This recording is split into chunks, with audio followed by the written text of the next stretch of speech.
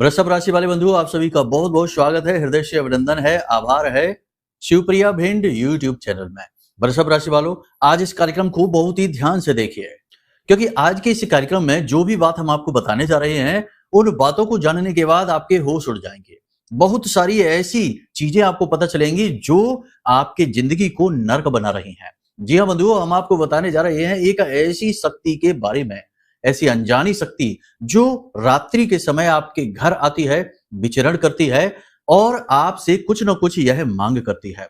लेकिन आप ना तो इसके बारे में जानते हैं, ना ही इसके बारे में समझ रहे हैं और ना ही इसकी मांग को आप जान पा रहे हैं, क्योंकि अब तक आपको किसी ने इसके बारे में नहीं बताया।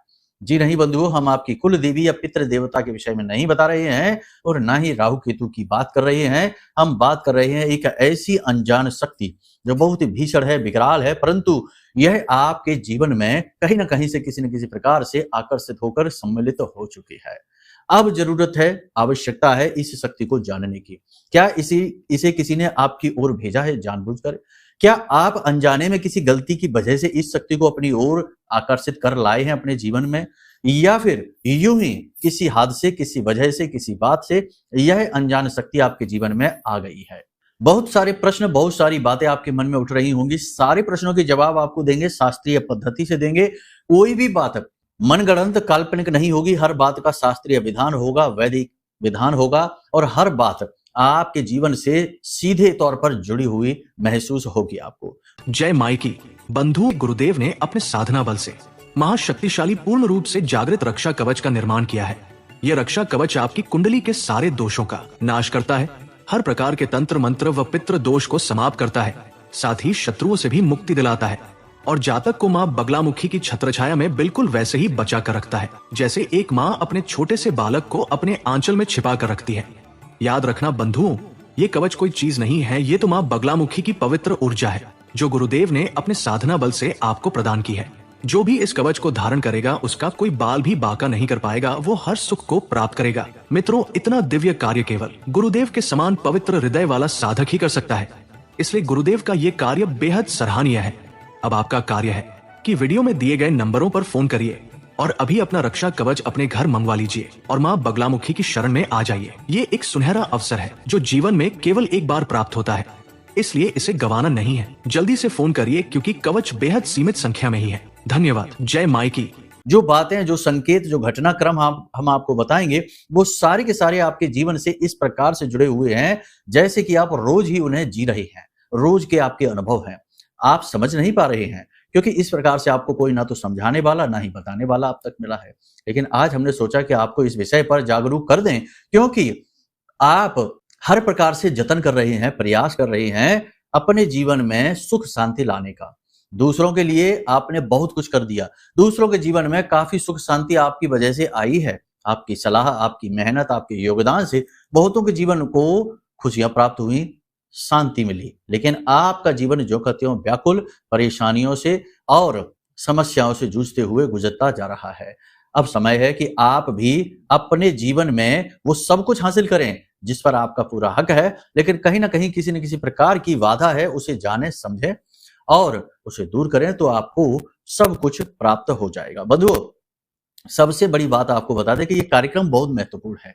गहरे विषयों को इस कार्यक्रम में हम उठाने वाले हैं, चीजों को बारीकी से समझाने वाले हैं, उपाय क्रियाएं भी बताएंगे, साथ ही 5 बड़ी भविष्यवाणियों के बारे में बताएंगे जो अगले 3 से 5 दिनों में आपके जीवन काल में घटित होंगी।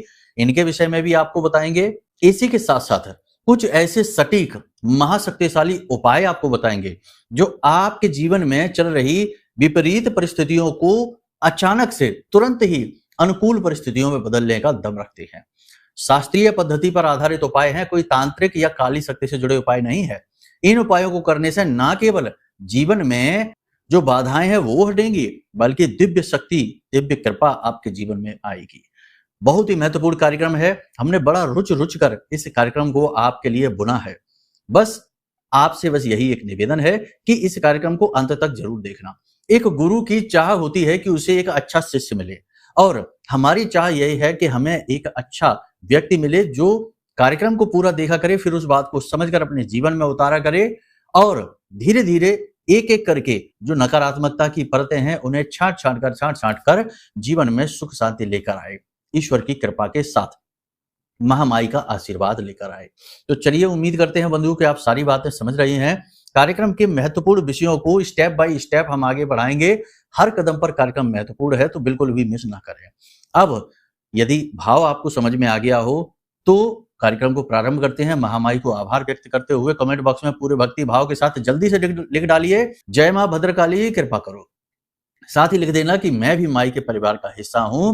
महामाई की दृष्टि आपके ऊपर पड़ जाएगी तो आपका जीवन धन्य हो जाएगा, और ना केवल यह बल्कि आने वाले जन्म जन्मांतर तक भी महामाई आपका रक्षण और पालन करेंगी। तो चलिए बंधुओं, अब अपने मूल विषय को शुरू करते हैं। बात करते हैं पहले 5 बड़ी भविष्यवाणियों की, फिर बात करेंगे इस एक शक्ति की, अनजानी शक्ति की, जो आपके घर रात्रि के समय आती है। क्यों आती है, कैसे आती है, क्या कारण है, इससे आपका क्या नाता है, सब कुछ बताएंगे, और अंत में उपाय। बहुत ही महत्वपूर्ण है, तो ध्यान से सारी बातों को सुनिए। तो चलिए अब अपने मूल विषय को शुरू करते हैं। पहली भविष्यवाणी, ध्यान से सुनिए। जय माई की। बंधुओं, ज्योतिष और तंत्र विद्या के क्षेत्र में आचार्य अमित एक जाना माना नाम है।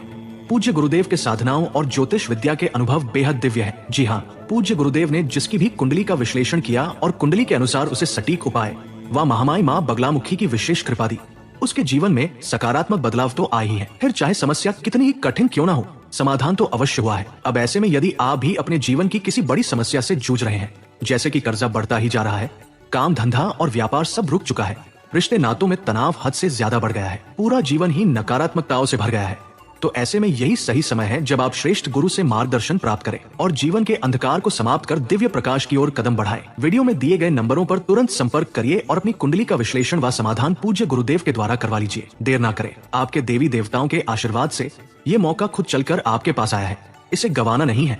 अभी फोन करें और गुरुदेव से मार्गदर्शन प्राप्त करें। महामाई आपका कल्याण करें। धन्यवाद। सबसे पहले बात करते हैं आपके स्वयं की, यानी कि आपकी स्वास्थ्य की बात करते हैं। तो इस 3 से 5 दिनों के चक्र में आपके साथ 3 प्रकार की स्वास्थ्यगत समस्याएं हो सकती हैं। पहली समस्या होगी दांत में दर्द। दूसरा, कान में दर्द भी हो सकता है, किसी के दांत में, किसी के कान में दर्द हो सकता है, और किसी के गले में इन्फेक्शन, आवाज भारी हो जाना, गले में दर्द होना, और गले में कफ जमने की वजह से बोलने में तकलीफ होना, जिसे गले बैठना भी कहते हैं। ऐसी स्थितियां आपके जीवन में उत्पन्न हो सकती हैं। अब ऐसे में आपका काम यह है कि आप अपने स्वास्थ्य का विशेष ख्याल रखें, क्योंकि होगा कुछ खास नहीं, बड़ा कुछ भी नहीं है, परंतु इतने से भी आपका मन बेचैन होगा, कार्य में मन नहीं लगेगा, जिससे आपके जीवन में नकारात्मकता तो आएगी ही, क्योंकि काम प्रभावित होगा। तो स्वास्थ्य का विशेष ख्याल रखना है, यही सबसे पहला आपका कर्तव्य बनता है। पहले नंबर पर हमने इसकी भविष्यवाणी आपको इसलिए रखी है ताकि आप अपने स्वास्थ्य को लेकर बिल्कुल भी लापरवाह ना रहें। अब जो लोग नौकरी करते हैं, काम करते हैं, उनके लिए ये जो आने वाला 3 से 5 दिनों का समय है, 1 सप्ताह का समय कह सकते हैं, 7 दिन तक का समय, ये समय नकारात्मकताओं से भरा हुआ रहेगा। सहयोगी, सहकर्मी लगातार चुगलियां करेंगे, आपके काम की तारीफ होने नहीं देंगे, उच्च अधिकारियों के कान भरेंगे। इसका नतीजा यह होगा कि उच्च अधिकारियों की वजह से आपको डांट पड़ सकती है। किसी पुरानी गलती को लेकर या नई किसी गलती को लेकर उच्च अधिकारी आपकी खिंचाई करेंगे, आपके ऊपर काम का दबाव बनाएंगे। तो ऐसे में आपके धैर्य की, आपके सहनशीलता की परीक्षा होगी।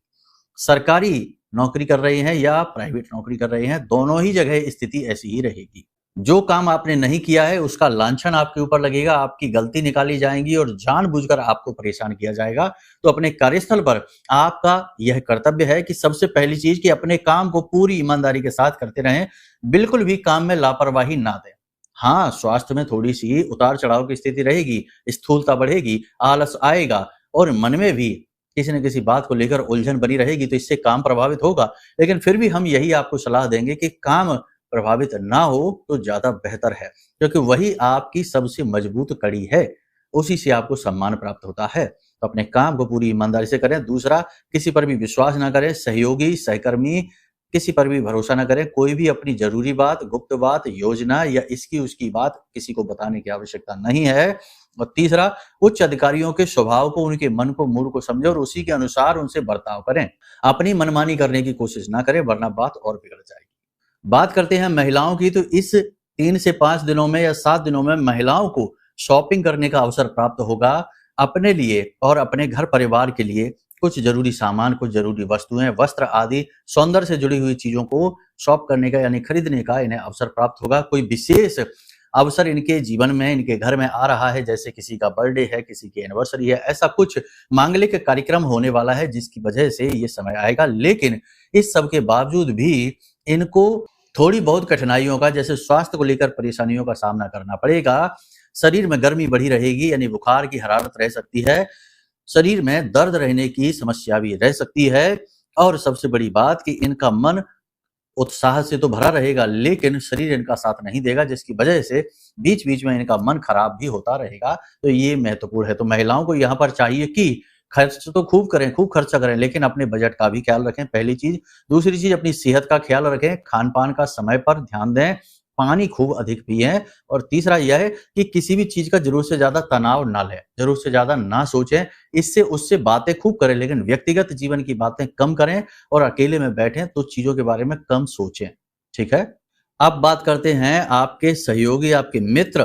तो जो मित्र हैं आपके, उनसे थोड़ा बचकर रहने की ज़रूरत है। मित्र आपके भरोसे को बुरी तरीके से तोड़ेंगे, उम्मीदों को तोड़ेंगे और आपको ऐसी जगह पर दगा देंगे जहां आपको इनकी बहुत अधिक आवश्यकता है।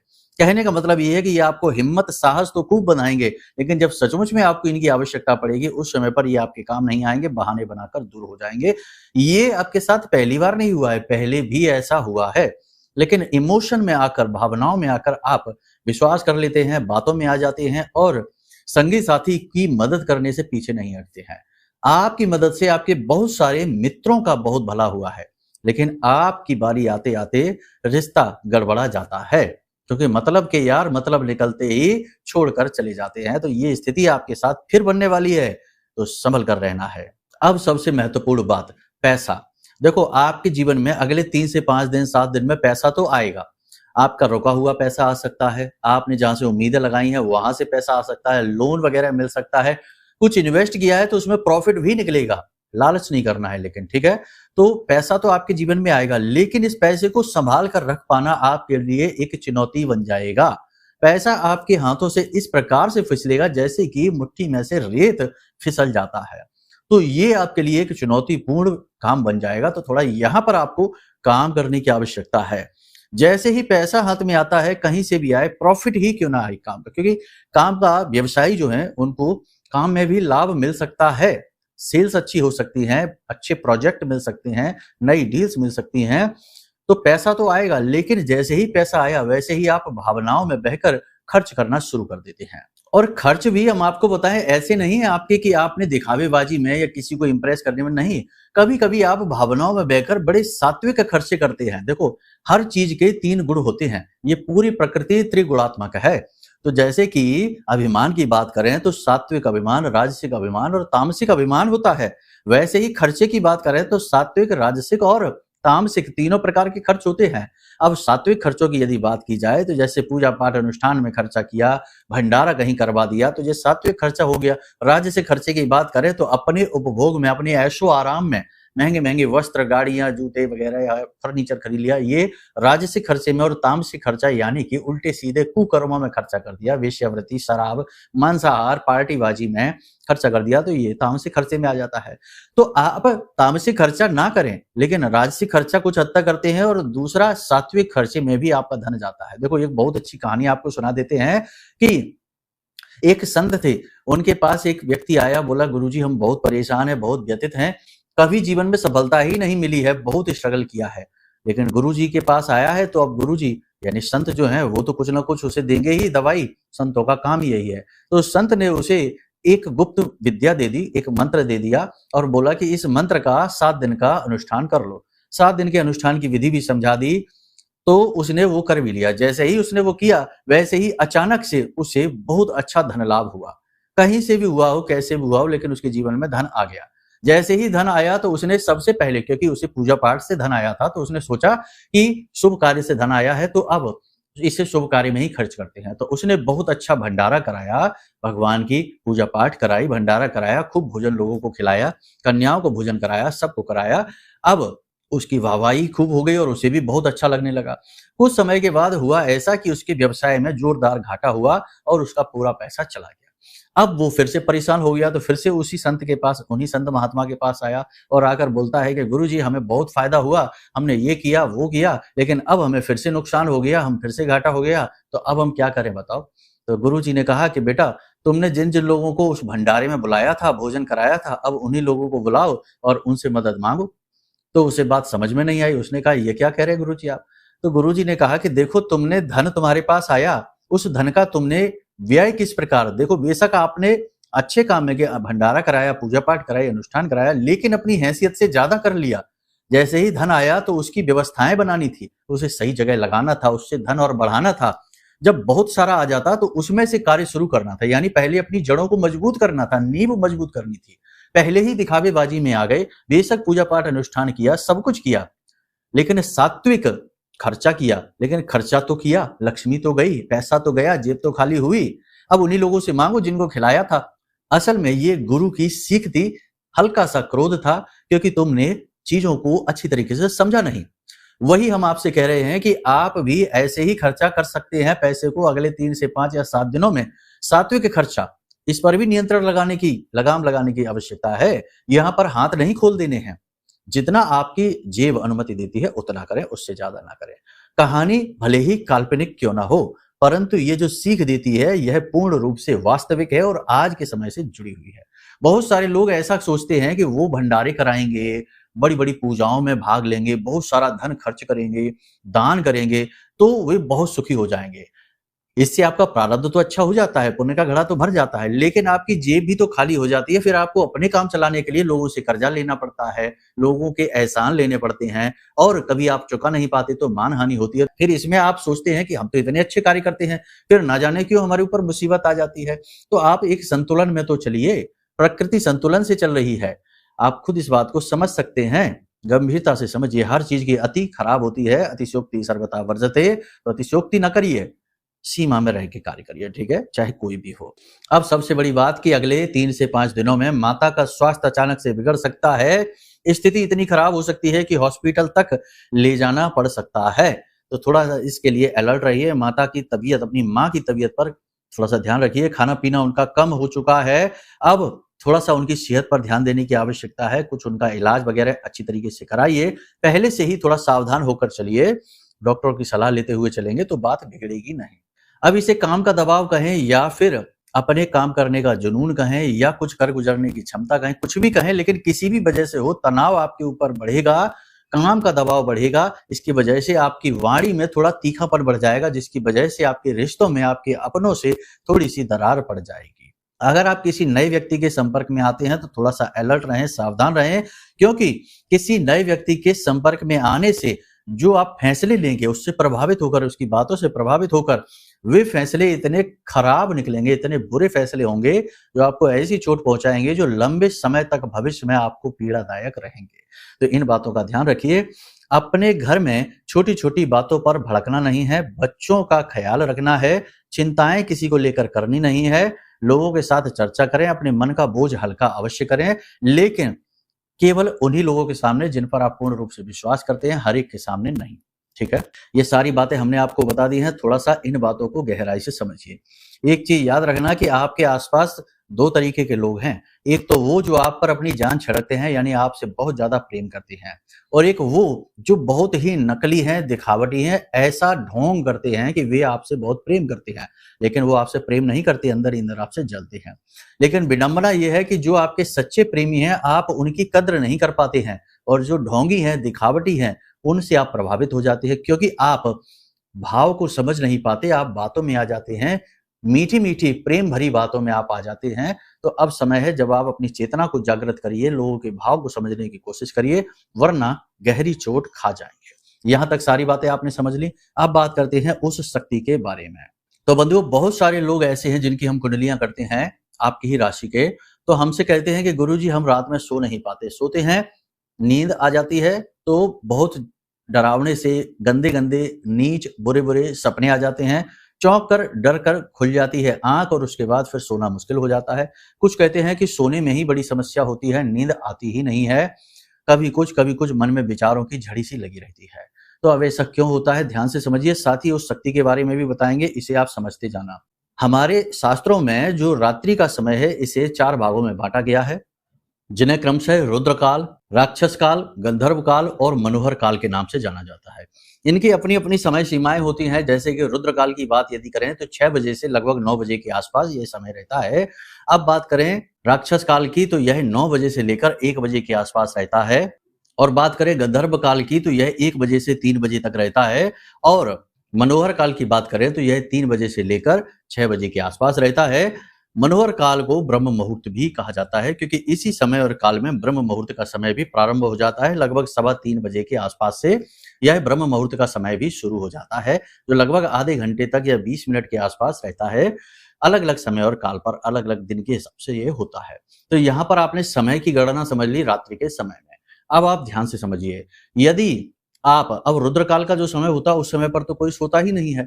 यदि आप राक्षस काल के समय में सोने की कोशिश कर रहे हैं, यानी 9 बजे से 1 बजे के बीच में, और यदि उस समय पर आपको नींद आ नहीं रही है, और यदि नींद आ भी रही है तो वो नींद में आपको डरावने सपने आ जाते हैं, कोई डरावनी आकृति दिखती है, भयभीत आप हो जाते हैं, चौंक जाते हैं, घबरा जाते हैं, तो 100% आपके घर में कोई प्रेत बाधा है, किसी प्रकार की नकारात्मक ऊर्जा, जिसे प्रेत पैशाचिक शक्ति कहेंगे।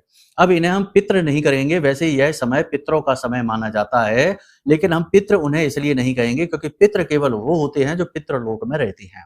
जो मृत्यु लोक में भटक रहे हैं अपनी वासनाओं की पूर्ति के लिए, वे पितृ नहीं हैं, वे प्रेत ही हैं। ठीक है? कुछ लोगों को इस समय में, रात्रि में, इस समय में अपने पुरखे पूर्वज, मृत पुरखे पूर्वज भी दिखाई दे जाते हैं। तो जिन लोगों को राक्षस काल में अपने पितृ पूर्वज यानी मरे हुए लोग, जो परिवार के लोग हैं वो इस संसार में नहीं है, वो दिखाई दे जाते हैं, तो 100% वो प्रेत हैं, भटक रहे हैं, वे अच्छे नहीं हैं, वे आपको पीड़ा पहुंचाएंगे, परेशान करेंगे। गंधर्व काल में यदि कोई पितृ पूर्वज आपके दिखाई देते हैं तो उन्हें भी प्रेत श्रेणी में ही डाला जाएगा। लेकिन यदि मनोहर काल में यानी कि 3 बजे के और 6 बजे के बीच के समय में कोई पुरखे पूर्वज, पितृ पूर्वज आपको दिखाई देते हैं, लेकिन वो समय बहुत ही कम होगा, उस समय पर दिखाई नहीं देंगे, उस समय पर दैवी शक्ति दिखाई देती है, वो ब्रह्म मुहूर्त इसीलिए उसे कहा जाता है क्योंकि इससे पहले के जितने भी रात्रि के जो पहर हैं, समय है, वो आसुरी शक्तियों को, राक्षसी शक्तियों को समर्पित हैं। यहाँ से देवताओं का समय प्रारंभ हो जाता है। कहा जाता है कि ब्रह्म मुहूर्त के साथ ही हनुमान जी का पहरा इस पृथ्वी पर शुरू हो जाता है। तो ये जो समय है, यहाँ पर यदि आपको अपने पुरखे पूर्वज दिखाई देते हैं तो 100% आपके पितृ पूर्वज आपसे संतुष्ट हैं, आपसे प्रेम करते हैं, और वे पितृ लोक में ही हैं। उनकी अनुभूतियां आपको दिखाई दे रही हैं। उन्हें गलत समझने की कोशिश ना कर लेना, वो भटक नहीं रहे हैं, वे बस आपको आशीर्वाद दे रहे हैं, इसीलिए आपको उनके दर्शन होते हैं। लेकिन बहुत ही कम लोगों को इस समय और काल पे होते हैं। यदि आपको होते हैं तो कमेंट करके बताना, आप भाग्यशाली हैं। फिर पितरों से आपको कोई भी परेशानी नहीं है। अगर है फिर भी परेशानी तो इसका कारण कुछ और हो सकता है। अब यदि इससे पहले आपको दिखाई देती हैं शक्तियां, नकारात्मक शक्तियां, पैशाचिक शक्तियां, डरावने सपने, 100% प्रेत बाधा है आपके जीवन में, आप कभी सुखी नहीं रह सकते हैं। आपके हर एक दुख, हर एक आंसू, हर एक दर्द, तकलीफ इस प्रेत का भोजन है, और ये भले ही आपके घर का कोई सदस्य ही क्यों ना हो, फिर भी ये आपको कभी सुखी नहीं होने देगा।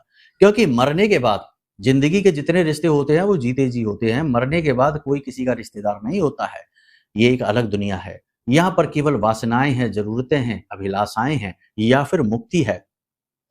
तो अब आप समझिए कि यहाँ पर क्या हो रहा है। यहाँ पर ये हो रहा है कि अगर आपको रात्रि में तकलीफ हो रही है और तकलीफ का कारण आपको पता है कि कोई शक्ति है, तो 100% वो प्रेत है, पिशाच है, किसी प्रकार का, या फिर कोई तंत्र है, स्तंभन है, या बंधन है।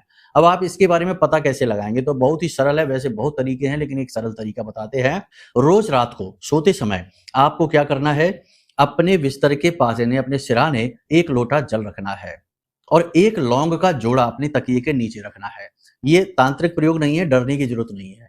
1 लौंग का जोड़ा अपने तकिए के नीचे रखना है, और 1 लोटा जल यानी 1 गिलास, कोई भी पात्र में जल अपने सिरहाने रखना है, और उसे ढकना नहीं है, खुला रखना है। जब रात में आप ये रख के सोएंगे तो सुबह जब आप सोकर जागें तो आप देखें कि आपको नींद कैसी आई है, आपका स्वास्थ्य कैसा रहा है। अगर स्वास्थ्य खराब होने लग जाए, छोटी-छोटी परेशानी आएँगी, बहुत ज़्यादा कुछ नहीं। नींद अच्छी नहीं आती है, आपको कमजोरी महसूस होती है, ऊर्जाहीनता का अनुभव होता है, तो पहला संकेत तो यही मिल गया कि कोई नकारात्मक शक्ति है। दूसरा कि यदि जो आपने जो जल रखा है उस जल को आप किसी एक पौधे में डालना शुरू करिए। लौंग का जो जोड़ा है उसी पौधे की जड़ में दबा दीजिए। ऐसे करके आप उसमें रोज जल डालेंगे तो 7 दिन तक लगातार इस प्रयोग को आप करके देखिए, वो पौधा सूख जाएगा, मुरझा जाएगा, मर जाएगा। अगर वो पौधा सूख जाता है, मुरझा जाता है तो 100% कन्फर्म है कि आपके घर में कोई प्रेत घूम रहा है। रात्रि के समय, जो ये समय होता है रात का, जिसमें कि गंधर्व काल और राक्षस काल है, इस समय पर ये शक्ति बहुत प्रबल हो जाती है, ये आपको बर्बाद कर देगी, मिटा डालेगी। तो अगर ये हो जाता है कन्फर्म, तो अब आपको करना है अपने घर का कीलन, यानी अपने घर का कीलन करेंगे तो ही बचेंगे। तो अपने घर का कीलन आप कैसे करेंगे? इसके 2 तरीके हैं।